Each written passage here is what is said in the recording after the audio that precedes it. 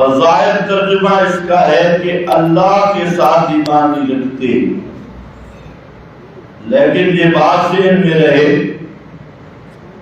کہ قرآن کریم نے توحید کے منکر کو تعبیر کیا ہے کہ وہ اللہ کا منکر ہے،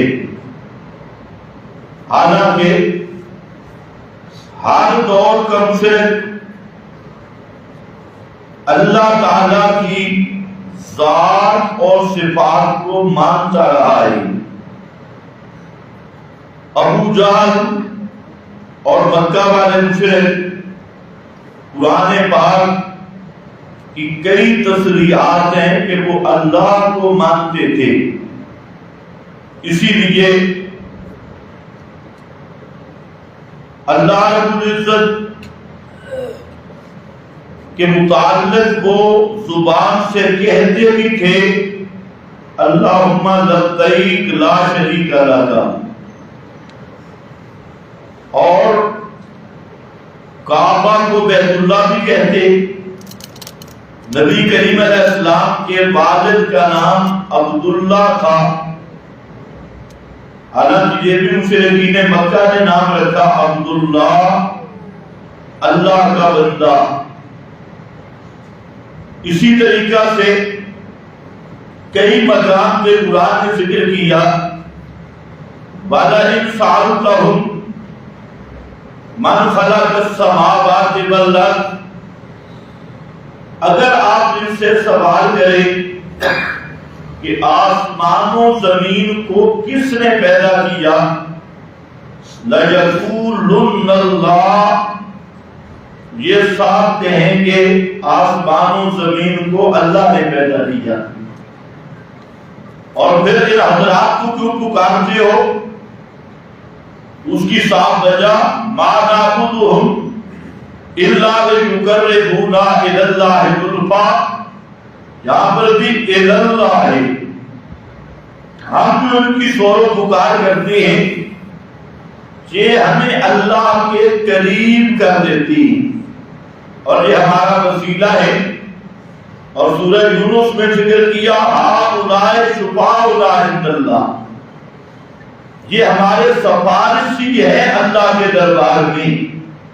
الغرض وہ اللہ کو مانتے تھے، لیکن سورہ بقرہ میں شروع کے اندر ذکر کیا کیف تکفرون باللہ، کہ تم کیسے اللہ کا انکار کرتے ہو وکنتم امواتا، حالانکہ تم مردہ تھے، روح جسم میں نہیں آئی تھی، جسم پیٹ میں بن گیا تھا اور روح اس کے اندر نہیں آئی تھی، تم مردے تھے۔ فَأَحْيَاكُمْ، پس اس اللہ نے روح ڈال کے تمہیں زندہ کیا۔ ثُمَّ يُمِيتُكُمْ، پھر وقت آئے گا تمہیں موت دے گا۔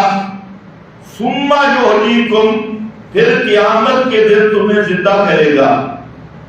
جس ہستی کی یہ شان ہے کہ تمہیں زندگی دی، پھر موت دے گا، پھر زندگی دے گا، اس کا انکار کس طرح کرتے ہو؟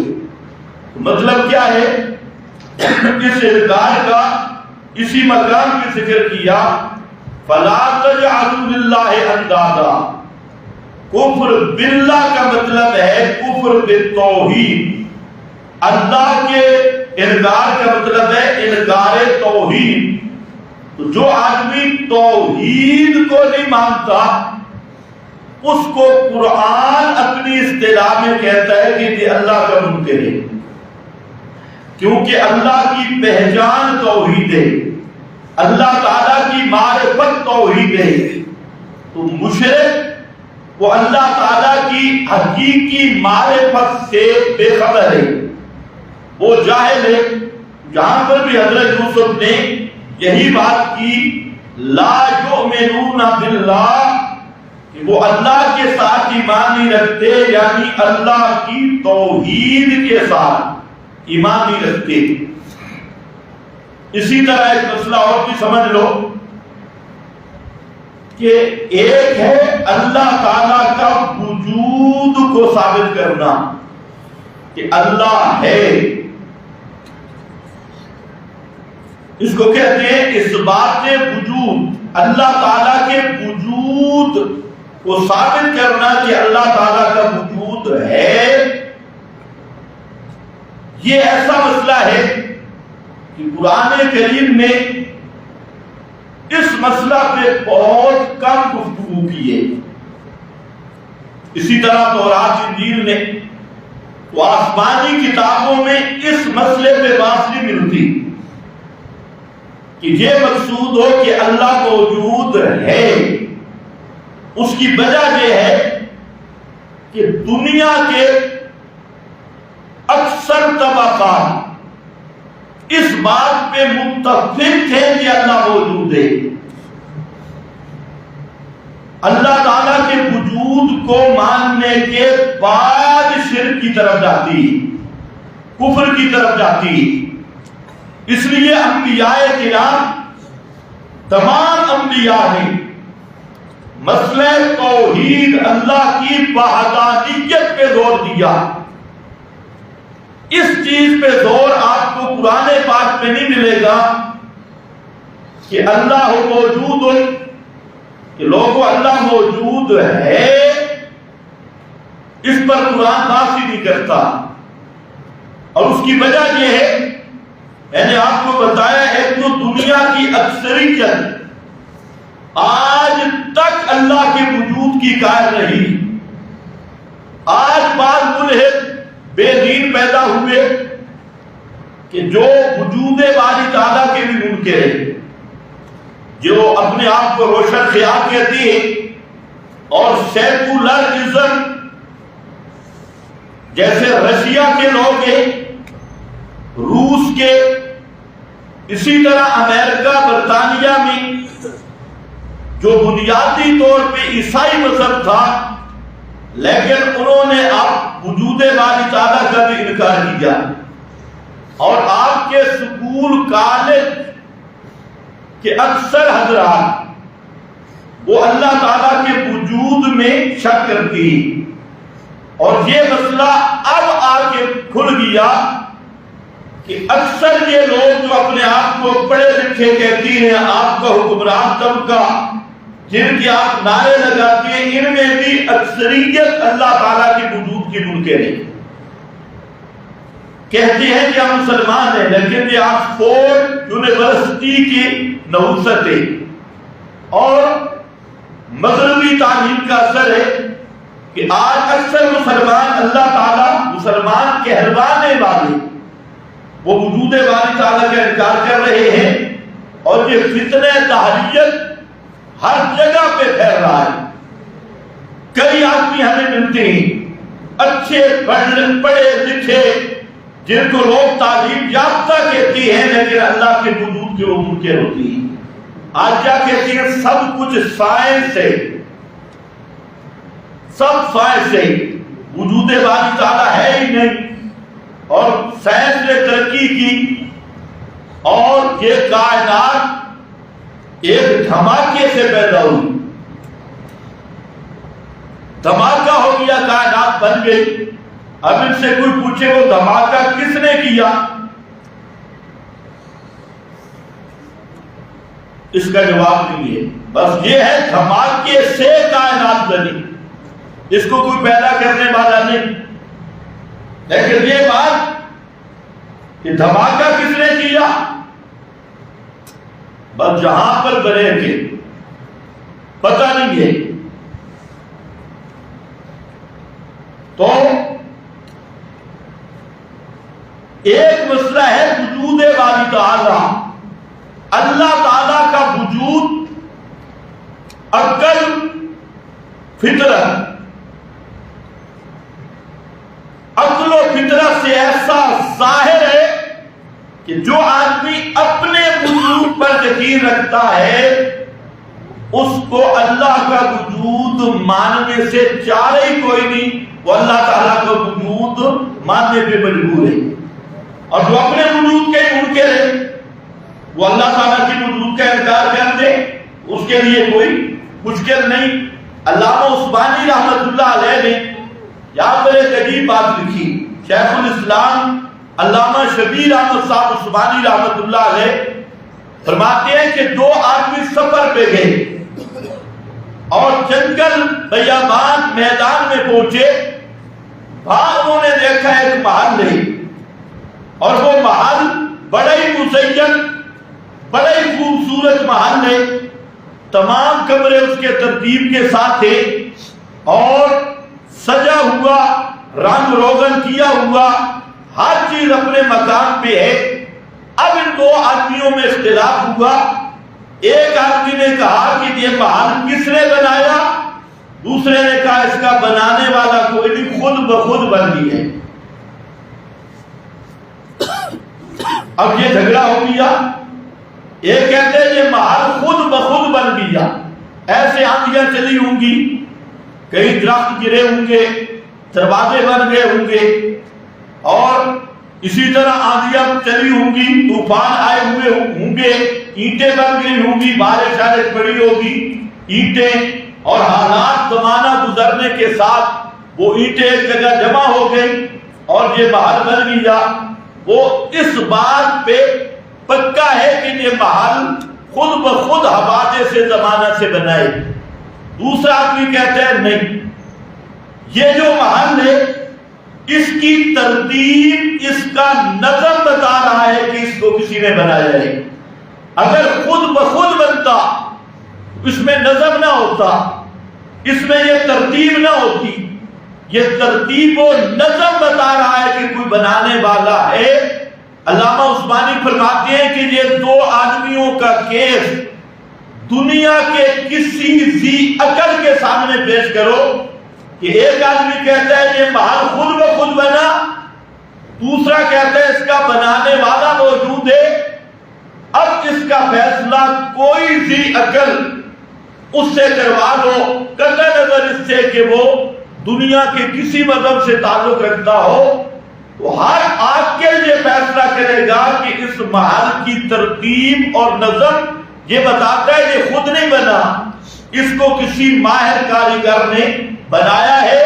فرمایا اس کائنات کو دیکھ لو، اس کائنات میں نظم ہے یا نہیں، اس کی ترتیب، اس کے رات دن کا آنا، اس کے اپنے وقت پہ موسموں کا آنا، سورج کا اپنے وقت پہ طلوع کرنا، اپنے وقت پہ غروب ہونا، ہواؤں کا اپنے موسم میں چلنا، بارشوں کا ترتیب سے برسنا، زمین سے فصلوں کا موسم پہ اگنا، پھلات اور باغوں کا موسم پہ پھلنا، اور یہ پوری کائنات کی پوری ترتیب اور نظم، پھر تبادل و تناسل کا سلسلہ، پھر انسانیت، حیوان، ان کی پیدائش کا سلسلہ.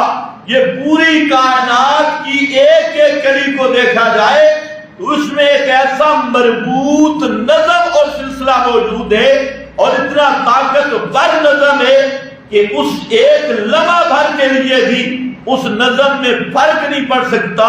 وہ اپنے نظم پہ باقی ہے، ترتیب پہ باقی ہے. تو پھر اتنی بڑی کائنات جو ایک نظم اور ترتیب پر باقی ہے، اس کے لیے کہنا کہ یہ خود بخود بن گئی ہے، تو یہ وہی کہہ سکتا ہے کہ جس کے اندر نہ عقل ہو، نہ فطرت ہو، نہ سمجھ ہو، نہ شعور ہو. گدھے اتنا بھی شعور نہیں، گدھا بھی اتنی بات سمجھ جاتا ہے اپنے مالک کی پہچان، اسے بھی یہ پتہ چلتا ہے بھوک کا احساس، پیاس کا احساس، اور وہ بھی اس نظم کو سمجھتا ہے. لیکن یہ آدمی اس گدھے سے بھی بدتر ہے جو اللہ تعالیٰ کے وجود ہی کا منکر ہے.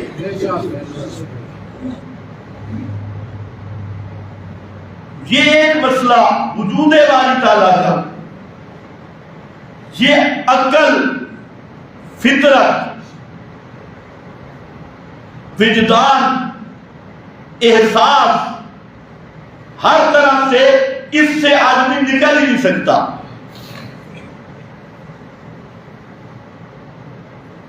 ہمارے بزرگ ہیں چلاسی بابا،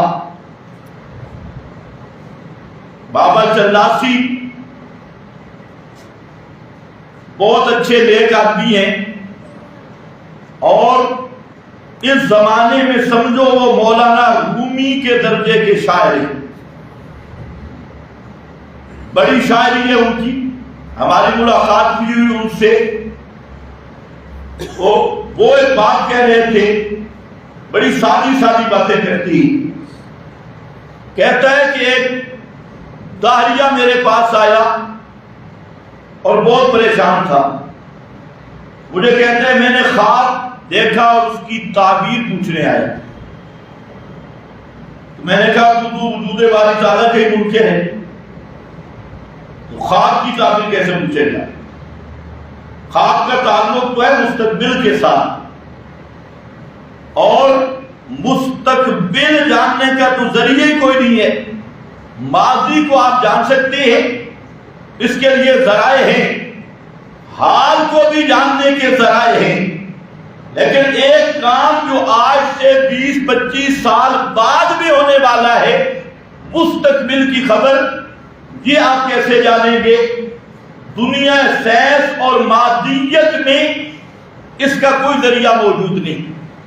تو بابا نے کہا کہ مسئلہ یہ ہے کہ خواب کی تعبیر میں بتاؤں گا، لیکن اگر وہ تعبیر پوری ہو گئی تو پھر آپ کو یہ ماننا پڑے گا کہ اللہ کا وجود ہے، اور یہ خواب اللہ نے دکھایا ہے جس کا تعلق ہے کئی سال بعد کے ساتھ، ورنہ اس کا کوئی سائنسی مادی ذریعہ نہیں ہے۔ ایک آدمی خواب دیکھے، آج خواب دیکھا ہے اور 20 سال بعد اس کی تعبیر آ رہی ہے، یہ 20 سال پہلے اس کو کس نے اطلاع دے دی؟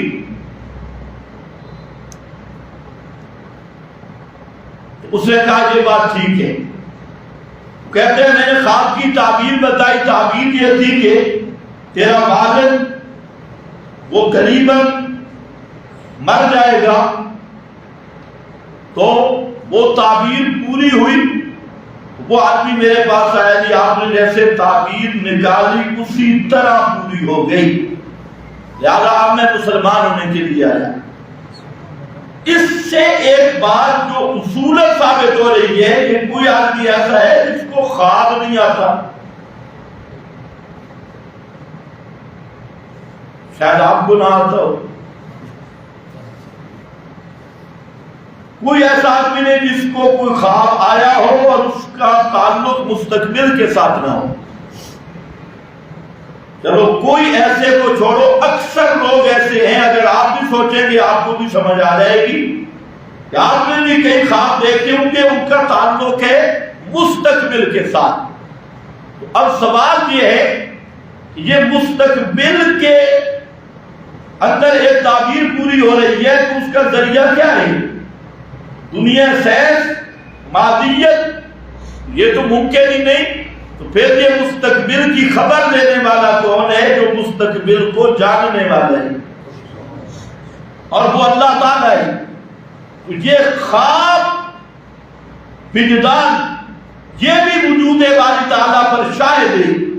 تو اس لیے میں نے تھوڑی سی بات اس لیے کر دی کہ آج پاکستان میں دہریت کا سیلاب ہے اور سیکولرزم کا۔ کہتے ہیں ہم پڑھے لکھے لوگ ہیں، لیکن پڑھائی لکھائی کہاں تک جاتی ہے کہ آخر میں اللہ تعالیٰ کے وجود کے انکار۔ قرآن پاک نے یہ بات نہیں کی، انبیاء نے یہ بات نہیں کی، اللہ تعالیٰ کے وجود کو ثابت کرنے پر زور نہیں ہے۔ پورے قرآن نے زور لگایا اللہ کی توحید کے ثابت کرنے پر، اور اس کی وجہ میں نے آپ کے سامنے بیان کر دی کہ وجہ اس کی یہ ہے کہ انبیاء کے مخاطبین ہمیشہ اللہ کے وجود کو مانتے ہیں، وہ منکر تھے توحید کے، اللہ تعالیٰ کے وجود کے وہ منکر نہیں تھے۔ تو اللہ رب العزت نے مسئلہ توحید کو بیان کیا، اور اللہ کا وجود ایسا ظاہر باہر ہے کہ جو آدمی اپنا وجود مانتا ہے وہ اللہ تعالیٰ کے وجود کا انکار ہی نہیں کر سکتا، کیونکہ فطری دلائل، عقلی دلائل، وجدانی دلائل، اپنے حصی دلائل ایسے قائم ہیں کہ کوئی بھی ذی شعور آدمی وجود باری تعالیٰ کا انکار کر نہیں سکتا۔ اس لیے قرآن پاک نے جس چیز کا لوگ انکار کر رہے تھے وہ توحید ہے.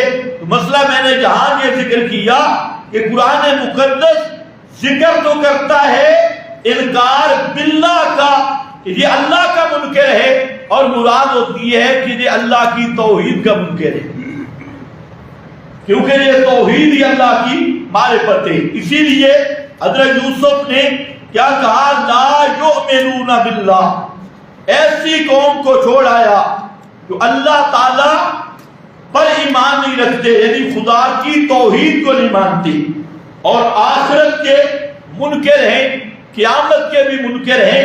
لیکن انکار قیامت کی بنیاد بھی مسئلہ توحید کا انکار ہے، ورنہ مشرکین ہر مسئلہ ماننے کے لیے تیار ہیں، تھے اور ہیں.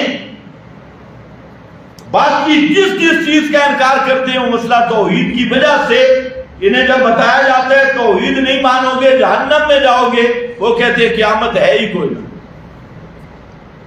ورنہ قیامت کا مسئلہ بھی ظاہر ہے. قیامت پہ سب سے بڑا شبہ تو یہ ہے کہ جب ہم مٹی ہو جائیں گے، ہڈیاں ہو جائیں گے، تو دوبارہ زندہ کیسے ہوں گے؟ ہر دور کا مشرک یہ بہانہ کرتا ہے، ایک دفعہ جب مٹی میں مل جائیں گے، مر جائیں گے، پھر کیسے زندہ ہوں گے؟ اذا متنا وکنا ترابا وعظاما، ہڈیاں ہو جائیں گے پھر زندہ ہوں گے. اب اس کے اللہ نے کئی جواب دیے، آسان ترین جو ہر آدمی سمجھے، اس کے لیے پی ایچ ڈی کی ضرورت نہیں. اللہ نے فرمایا تم دیکھو تم خود پہلے کیا تھی،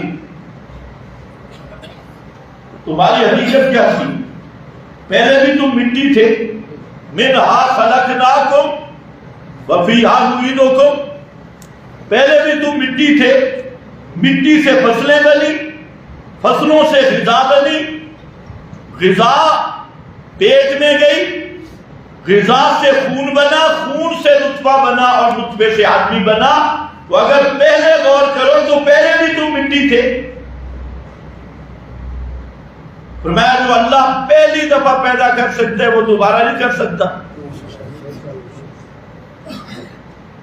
جب پہلی دفعہ وجود دے سکتے ہیں دوبارہ مشکل بن گیا. پھر اس کے نظار پیش کیے قیامت کی. میں دیکھو زمین سکی سڑی بنجر زمین، بارشیں نہ ہوں، خشک زمین، اللہ تعالیٰ بارشیں برساتا ہے، اور بارشوں کے بعد وہی سکی سڑی خشک زمین کھیتوں اور سبزہ زار میں بدل جاتی ہے. جو اللہ اس خشک مٹی کو آباد کر سکتا ہے وہ تمہارے مردہ جسموں کو زندہ نہیں کر سکتا. کتنی واضح بات ہے. آج کا سائنسدان بھی اسی چکر میں ہی، ابو جہل بھی اسی چکر میں تھا. جب مر جائیں گے مٹی ہو جائیں گے دوبارہ کیسے پیدا ہوں گے؟ اللہ نے آسان دلیلیں دی جو ہر آدمی سمجھ سکتا ہے. تو وجود باری تعالیٰ کا مسئلہ یہ بھی بالکل واضح مسئلہ ہے، اور قیامت کا مسئلہ یہ بھی واضح. آج کا سائنس جہاں ہم بیٹھے ہیں آج یہ ماننے پہ مجبور ہوئے کہ یہ کائنات خود بخود نہیں بنی. آج کا سائنس مجبور ہوا اور اس چیز کا جواب دینے سے قاصر ہوا کہ یہ نظم کائنات یہ کیسے وجود میں آیا، کیسے بنا. تو آج سائنس کہہ رہا ہے کہ یہ کسی حکیم کی حکمت پہ مبنی نظام نہیں، یہ خود بخود پیدا نہیں ہوا. ایک تو ہے نا چھوٹے چھوٹے چھتونگڑے سائنس کے، ان کی بات نہیں. آج کے محققین سائنسدان اللہ تعالیٰ کے وجود پر اور اللہ تعالیٰ کی صفات پر وہ اپنے ان عقلی علوم سے پہنچ گئے اور سمجھ گئے کہ یہ کائنات یہ خود بخود نہیں بنی، اس کو کوئی بنانے والا موجود ہے۔ پھر اس کی سب سے بڑی دلیل سائنسدانوں کے نزدیک سب سے بڑی دلیل، آج سائنس متفق ہے کہ یہ کائنات اس وقت بھی پھیل رہی ہے، پھیلاؤ ہے اس میں انبساطی، جب پھیل رہی ہے تو یہ اس بات کی دلیل ہے کہ یہ عدم سے وجود میں آئی، ہمیشہ سے نہیں، اور اس کو عدم سے وجود میں لانے والا موجود ہے، کیونکہ اس کا نظر وہ ترتیب وہ یہی بتا رہی ہے۔ اور اب سائنس اس پہ بھی متفق ہے، جو محققین ہیں وہ یہ ماننے پر بھی مجبور ہو گئے کہ قیامت بھی آنے والی ہے، ایک وقت آنے والا ہے کہ یہ کائنات اب ختم ہونے کی طرف جا رہی ہے، یہ پورا نظام سلسلہ ختم ہو جائے گا۔ میں نے جو بات کی تھی کہ یہ عقل و فطرت کے مطابق بات ہے کہ اللہ تعالیٰ کا وجود بھی اور قیامت کا وجود بھی، تو اب ظاہر بات ہے جب وجود باری تعالی اور قیامت ہے، کائنات کا اختتام ہے جس کو اسلام قیامت کہتا ہے اور یوم آخرت کہتا ہے، تو اللہ نے انسان کو پیدا کیا اور انسان اشرف المخلوقات ہے، تو کیوں پیدا کیا؟ مقاصد کیا ہے انسان کو پیدا کرنے کے، اور پھر انسان کو صلاحیتیں دینے کے، عقل دینے کے، احساس دینے کے، اور انسان کو اتنا اشرف المخلوقات فضائل بخشنے کا مقصد کیا ہے؟ کیوں اس کائنات کو بنایا گیا اور اس کائنات کا بادشاہ انسان کو کیوں چنا گیا؟ تو اب ہر ذی عقل یہ سمجھ سکتا ہے کہ اس کا کوئی خاص مقصد ہے، یہ کام ایسے فضول نہیں ہے، صرف کھیل تماشا نہیں۔ اب وہ مقصد کیا ہے؟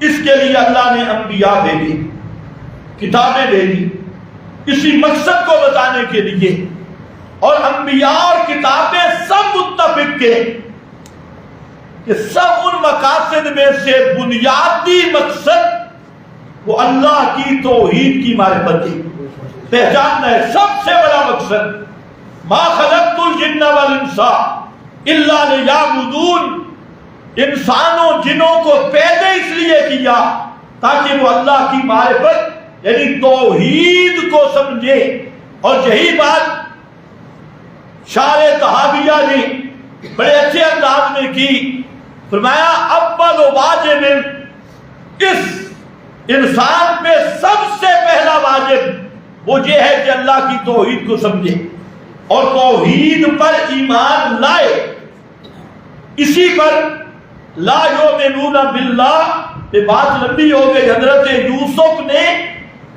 پہلی بات کی کہ میں اس قوم کا مذہب نہیں مانتا جو توحید کی منکر ہے اور قیامت کی بھی منکر ہے، میں ابراہیمی ہوں، واتبعت ملت آبائی ابراہیم، میں ابراہیمی ہوں، ابراہیمی، میں اس توحید کو مانتا ہوں جو ابراہیم نے پیش کی تھی، جو اسحاق نے پیش کی تھی، کیونکہ توحید کا لفظ سکھ بھی بولتے ہیں، سکھ ہندوؤں سے جدا ہوئے ہیں، کیوں؟ توحید کی وجہ سے۔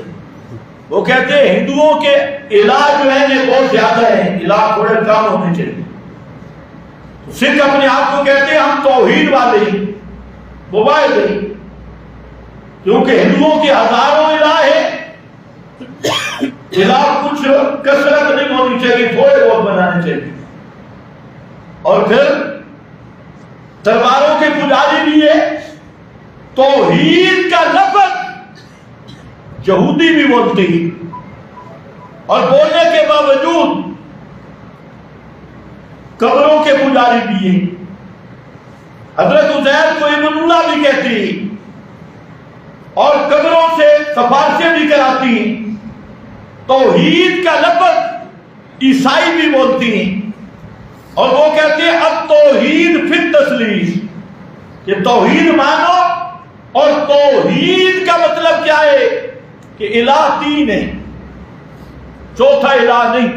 اس کو کہتے ہیں توحید فی التثلیث، تین کو مشکل کشا مانو، یہ توحید ہے. لیکن ایک توحید وہ ہے جو ابراہیم نے پیش کی. حضرت ابراہیم والی توحید جو گزشتہ جمعہ پہ میں نے بیان کیا کہ جہاں حضرت یوسف نے کیا بات کی، وَاتَّبَعْتُ مِلَّةَ آبَائِي ابراہیم و اسحاق و یعقوب. آگے اس ملت کا خلاصہ بیان کیا. مَا كَانَ لَنَا أَن نُشْرِكَ بِاللَّهِ مِن شَيْءٍ، ہمارے ملت کا خلاصہ یہ ہے ہم من شیء، صرف پتھر نہیں، صرف بت نہیں، کسی نبی ولی فرشتہ کسی کو اللہ رب العزت کا کسی طرح شریک نہیں کرتے، نہ ذات میں، نہ صفات میں، نہ اللہ کے کاموں اور افعال میں. یہ ما کان لنا ان نشرک باللہ من شیء. آگے ذکر کیا ذالک من فضل اللہ، یہ ہے اللہ کا بہت بڑا فضل. ذالک من فضل اللہ، اس جملے کو سمجھو. شرک سے جان کا چھوٹ جانا اور مسئلہ توحید کا سمجھ آ کے توحید ماننے کی توفیق مل جانا، ذالک من فضل اللہ. حضرت یوسف کہتے ہیں یہ اللہ کا بہت بڑا فضل ہے. علینا، ہم پہ، ہم کون؟ ابراہیم، اسحاق، یعقوب، یوسف، ہم پہ اور دوسرے لوگوں کو جن کو سمجھ آئی یہ اللہ کا بہت بڑا فضل ہے. وعلی الناس ولکن اکثر الناس لا یشکرون، لیکن اکثر لوگ لا یشکرون، شکر نہیں کرتے، یعنی توحید نہیں مانتے. اب ذرا سمجھو یہ کیا کہا کہ سب سے بڑا فضل ہم پہ یہ ہے اللہ کا کہ اللہ نے ہمیں شرک سے بچا لیا، توحید کی نعمت عطا کی. اس سے بڑا فضل کوئی نہیں ہو سکتا. سب سے بڑی نعمت، اور اکثر لوگوں کو یہ نعمت نصیب نہیں ہوئی. اکثر لوگ یا تھوڑے لوگ،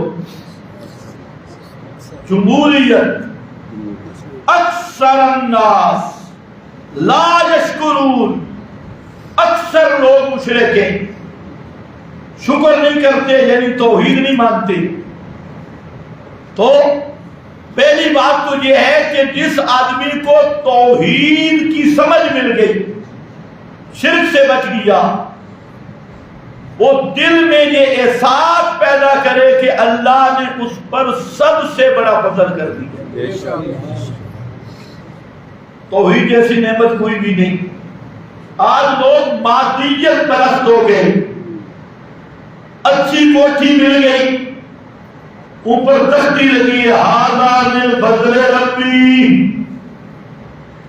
ھذا من فضل ربی، ہے سارا سود کا مال، حرام کا مال، ڈاکے کا مال.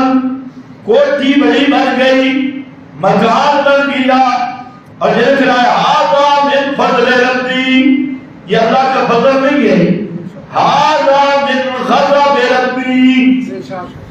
اتنے حرام کی کوٹھی بنا دی، اتنا زمینیں لے لی، جائیداد پراپرٹی بنا دی، وہ اللہ کا فضل نہیں ہے. کہو وہ اللہ کا کیا ہے؟ فضل ہے. یہ مر جائے گا اور اس کے نام اعمال میں یہ جو پچھلوں کے کرتوت ہیں وہ حصہ بھی جاتا رہے گا. نفع کوئی اٹھائے گا، کھائے گا کوئی، اور مار اس کو بھی پڑے گی. دوسرے بڑا اللہ کا مطلب کیا ہو سکتا ہے؟ آج دنیا ظاہر پرست بن گئی، مادیت پرست. جو پہلے کافروں کا ذہن تھا، آج کے کلمہ گو کا بھی وہ ذہن بن رہا ہے.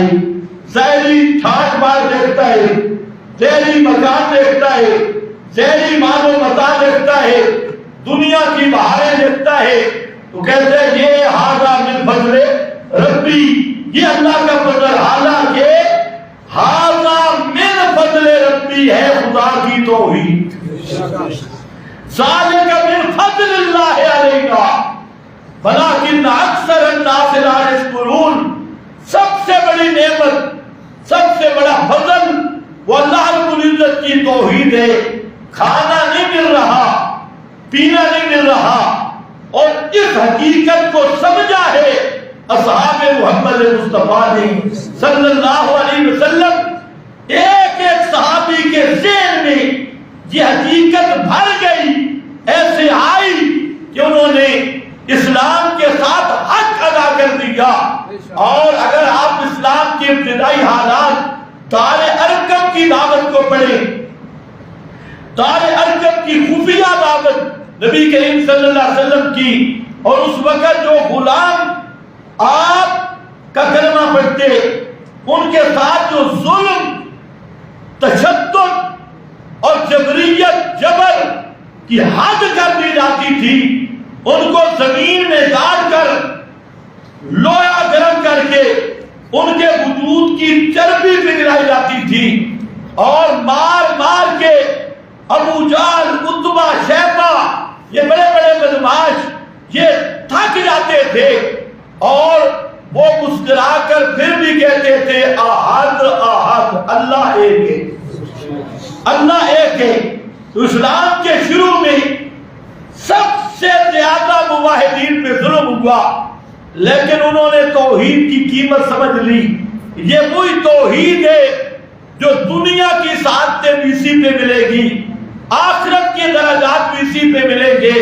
تو انہوں نے ہر سختی کو برداشت کیا، ہر چیز کو برداشت کر کے اللہ کی توحید پہ ایسے ڈٹ گئے، ایسے پکے ہو گئے کہ ایک منٹ کے لیے امیہ بن خلف نے حضرت بلال کو گرم ریت پہ لٹایا، چٹان رکھ دی، اور یہ بھی مار مار کے آخر میں یہ حلوہ کیا، اور یہ بات کی کہ صرف اتنا کہہ دے کہ محمد نے جھوٹ بولا ہے، اللات والعزیٰ، اتنا لفظ کہہ دے، آخری اس کی پیشکش تھی، اتنا کہہ دے اللات والعزیٰ، اور بھی کچھ نہ کہے، اللات والعزیٰ، اتنی بات کہے، کیونکہ ان کا مقابلہ تھا آپس میں۔ بات کہتے دیکھو تیرا غلام تجھ سے نہیں مان رہا، یہ تیری بے عزتی ہے۔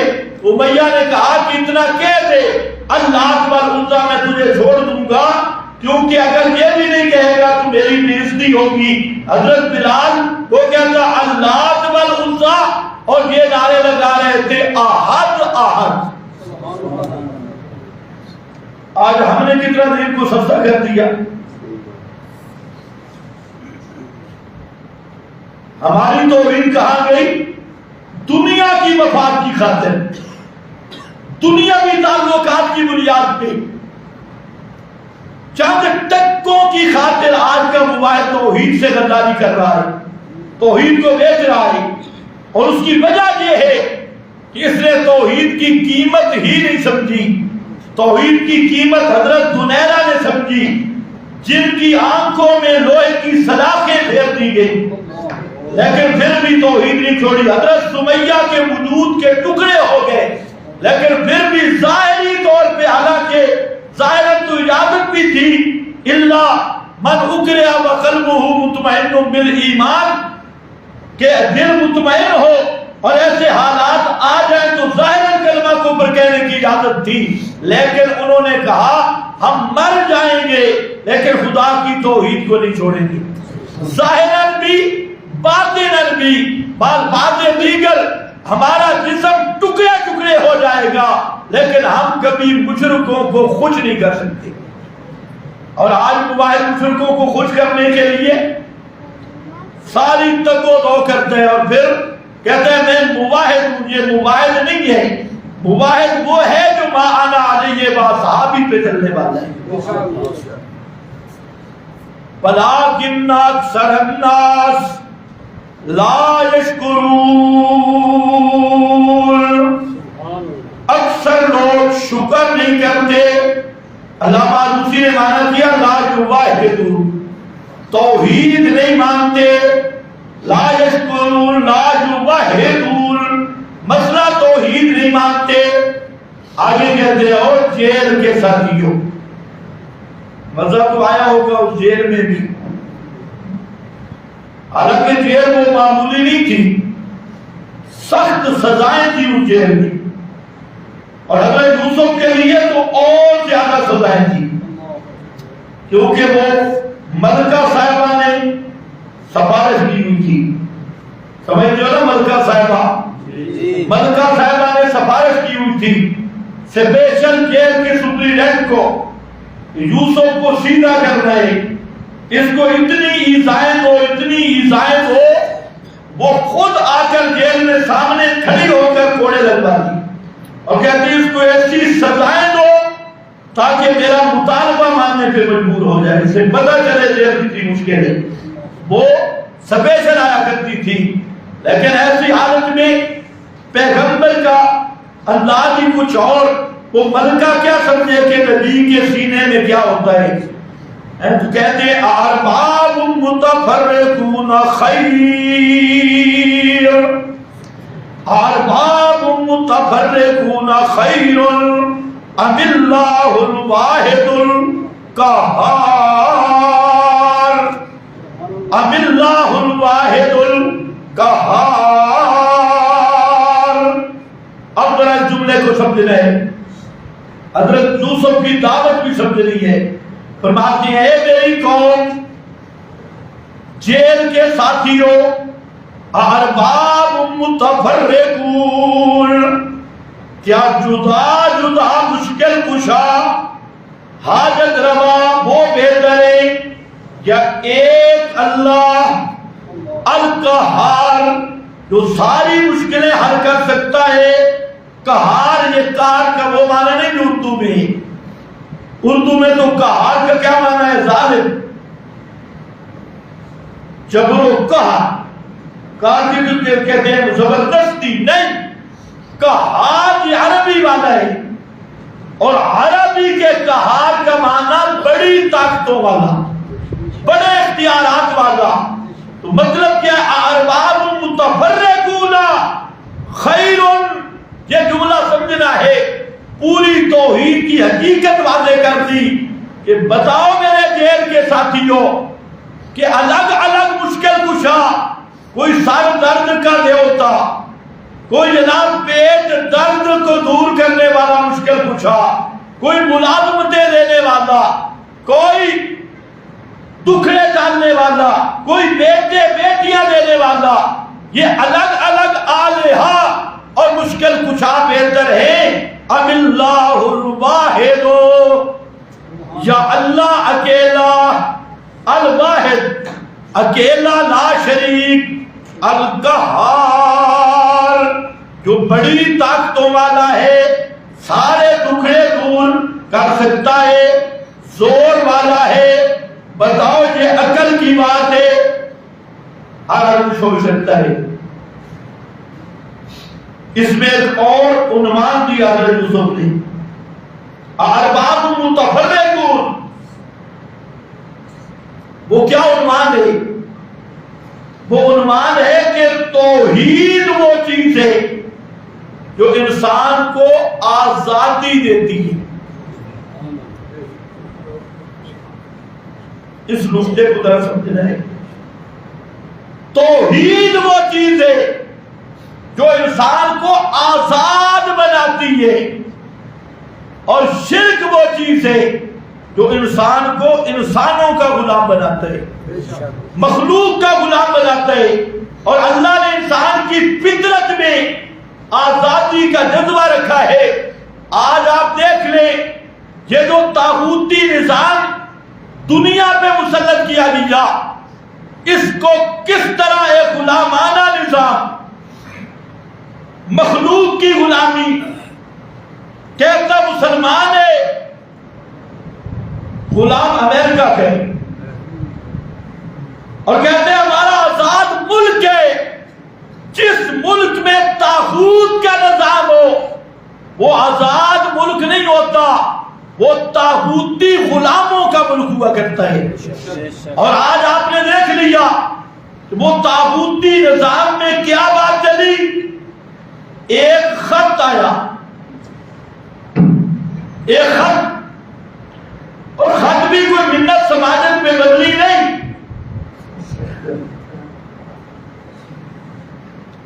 خط بھی دھمکی پہ کہ اپنی حکومت کو بدلو ورنہ۔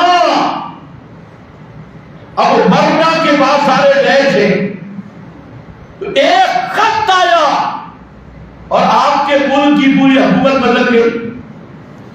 ٹائم ہی نہیں لگا،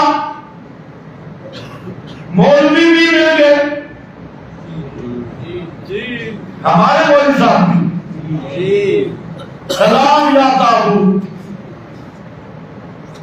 اور شریف بھی مل گئے، مجموعات بھی مل گئے، صرف ایک خط۔ اب جس قوم کی یہ حالت ہو کہ ایک خط آنے سے، ایک میسج آنے سے پورے ملک کی حکومت بدل جائے، اس سے بڑی غلام کون ہو سکتی ہے؟ اس سے بڑی غلامی کیا ہوگی؟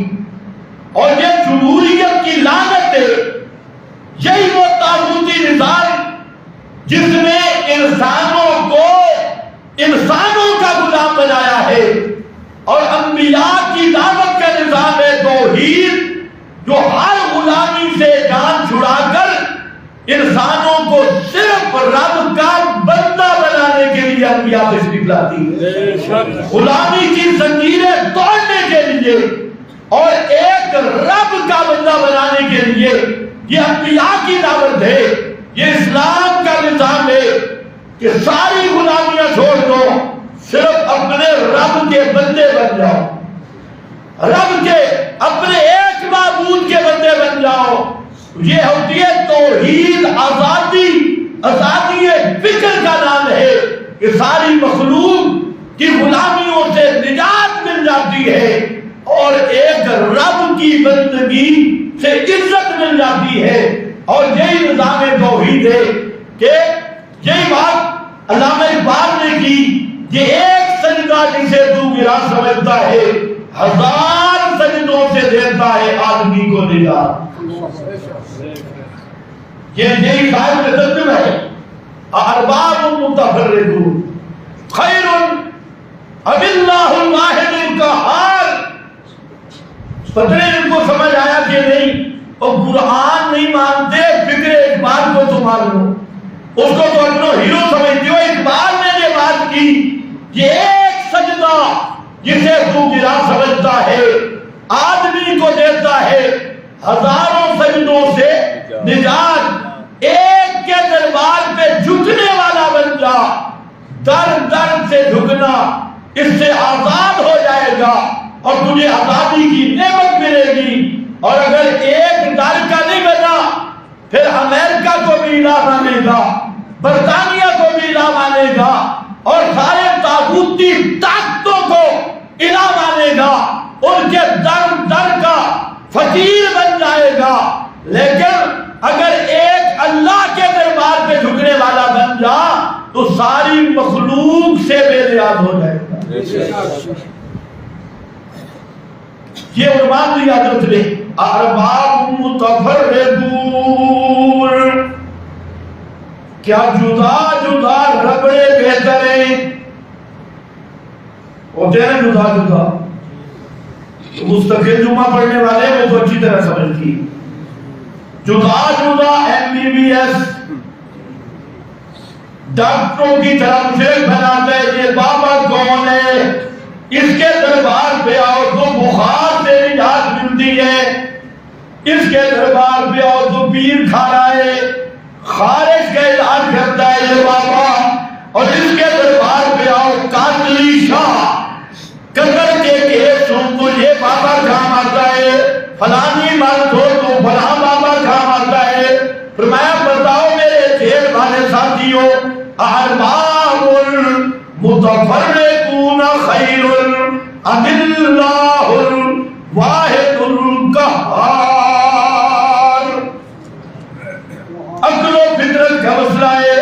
کہ در در کی غلامی بہتر ہے ہر دربار کی بندگی یا ایک رب العالمین کی بندگی؟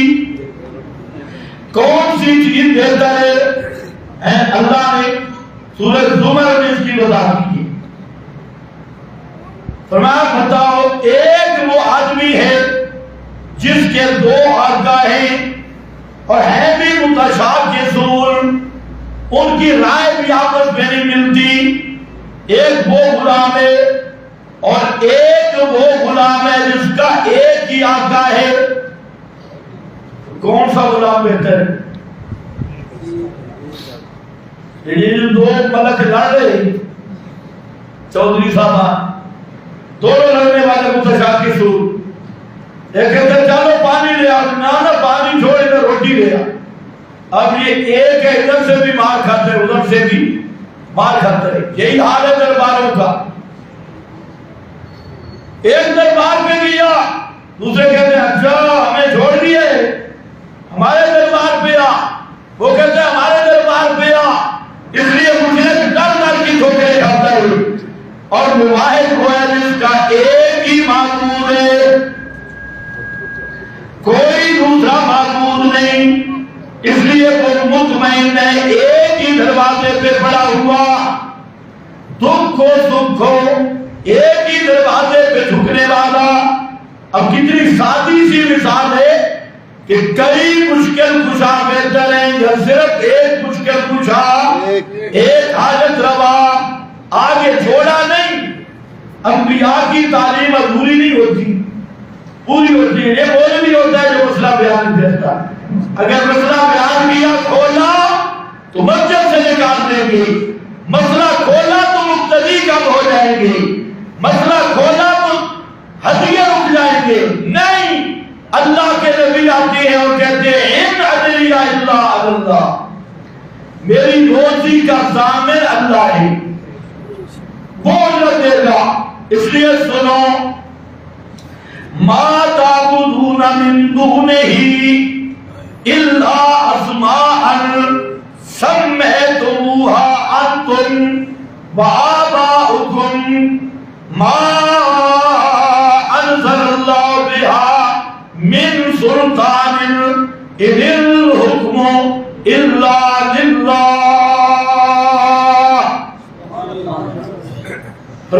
فرمایا ما تعبدون من دونه، او مشرکو جن کو تم پکارتے ہو اللہ کے سوا، فلانا مشکل کشا، فلانا حاجت روا، ما تعبدون من دونه، نہیں پکارتے تم اس اللہ کے سوا، الا اسماء، مگر صرف ناموں کو، صرف نام ہی نام ہے، ان کی حقیقت کوئی نہیں. نام وہ ہوتی، ایک ہوتا ہے ذاتی نام، جیسے عبد القادر، ماں باپ نے نام کیا رکھا؟ عبد القادر. ماں باپ نے نام رکھا علی.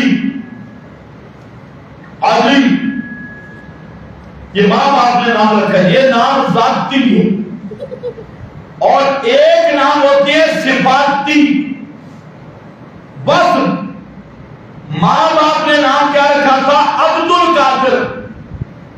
مشرکوں نے نام کیا رکھا؟ غوث اعظم. مشرکوں نے کیا نام رکھا؟ بولو، ٹائم بالکل ختم ہونے لگا. مشرکوں نے نام کیا رکھا؟ غوث اعظم. ماں باپ نے نام رکھا علی.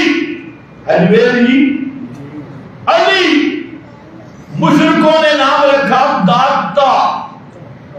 یہ داتا یہ صفاتی نام ہے. داتا، غوث اعظم، گنج بخش، خزانے بخشنے والا، گنج بخش، دستگیر، گرے ہوئوں کو اٹھانے والا، ہاتھ پکڑنے والا، یہ دستگیر، وہ غوث اعظم، یہ داتا، یہ نام صفاتی ہے. حضرت یوسف ان کی بات کر رہے ہیں. فرمایا ما تعبدون من دونه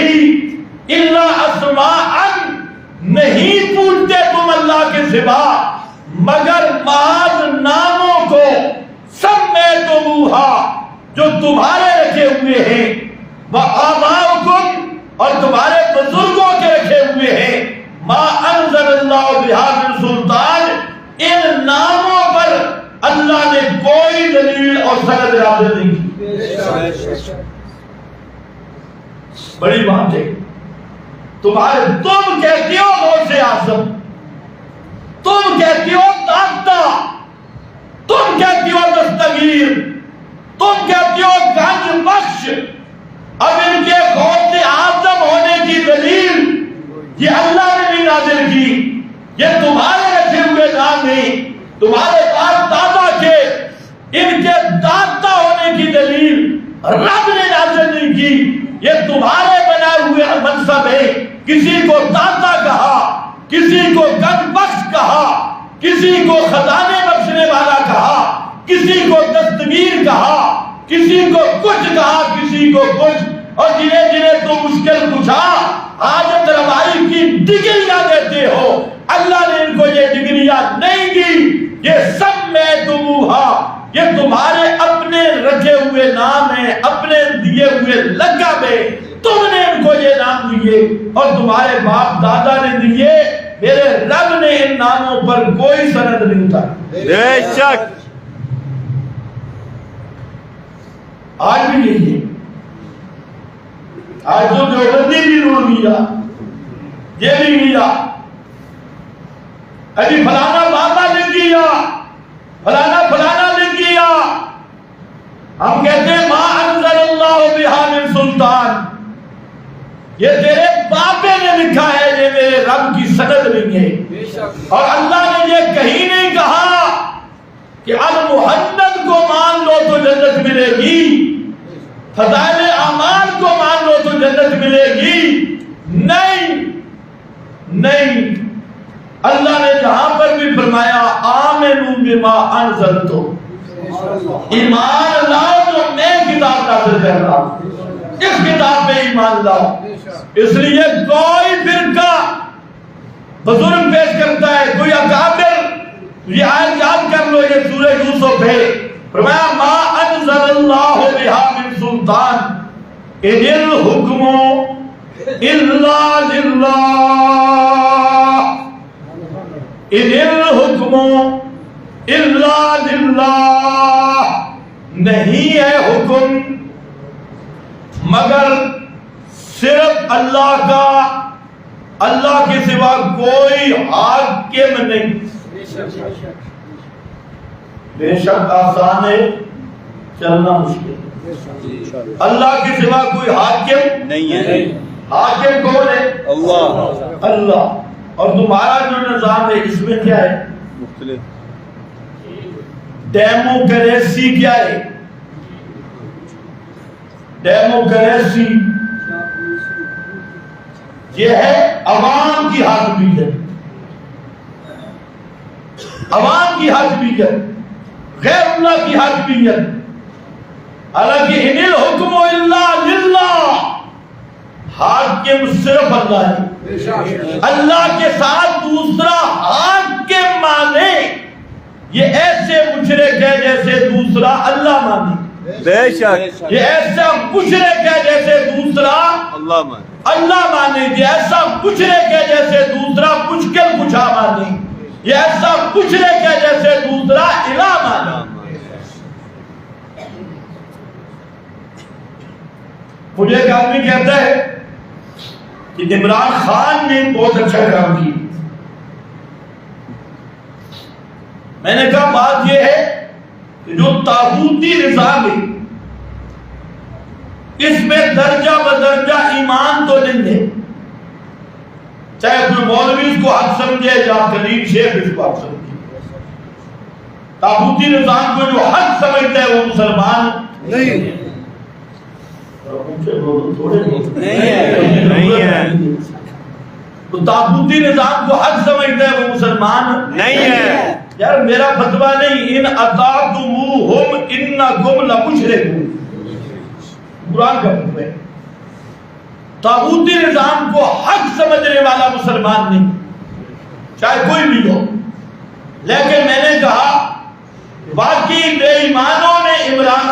بہتر ہے؟ کیا کہا؟ طاغوتیوں میں یہ بہتر ہے، کیونکہ یہ پہلا آدمی ہے، چاہے مفاد کچھ بھی ہو، نظریہ کچھ بھی ہو، تو امریکہ کو آنکھیں دکھا دیا، اور جو امریکہ کو جو کتا بھی بھونکے گا ہم اس کتے کو بھی روٹی ڈالیں گے۔ کم از کم اتنی بات ہے، جب سارے لیڈر اس میسج پہ جھک گئے، اس وقت طاغوتی ہونے کے باوجود یہ کھڑا ہو گیا، تو کم از کم یہ اتنی بات جو کسی آدمی کی خوبی ہے وہ ہم مانتے ہیں۔ باقی یہ تو ہمارا مذہب اور دین کا مسئلہ ہے کہ لا حاکم الا اللہ، حاکم صرف اللہ ہے، اللہ کے سوا کسی کی حاکمیت کا نظام مانے یا حاکمیت کی حقانیت کا عقیدہ رکھے وہ مسلمان نہیں۔ یہ تو قرآن کا مسئلہ ہے۔ طاغوتیوں میں یہ اس کی خوبی ہے کہ کم از کم ایک دفعہ طاغوت کے خلاف بات ہوگی، ورنہ دوسرے تو سب غلام ہیں۔ یہ تو ہر بات میں کہتے ہیں جی، جو ایک فون پہ جنرل کی بندی گیری ہو جاتی ہے اور سب کچھ ان کی ماننے کے لیے تیار ہے، تو چلو چاہے جو بھی ہو، تو جو بڑے طاغوت، حالانکہ دنیا کا سب سے بڑا دہشت گرد اور سب سے بڑا بدماش وہ امریکہ ہے، اور میں نے جیسے بات کی امریکہ کو جو کتا بھونکے گا ہم اس کو بھی روٹی ڈالیں گے، تو اس لیے اس بات پر ہم اس کو داد دیتے ہیں، باقی ہدایت کی دعا بھی کرتے ہیں۔ بآخر دعوانا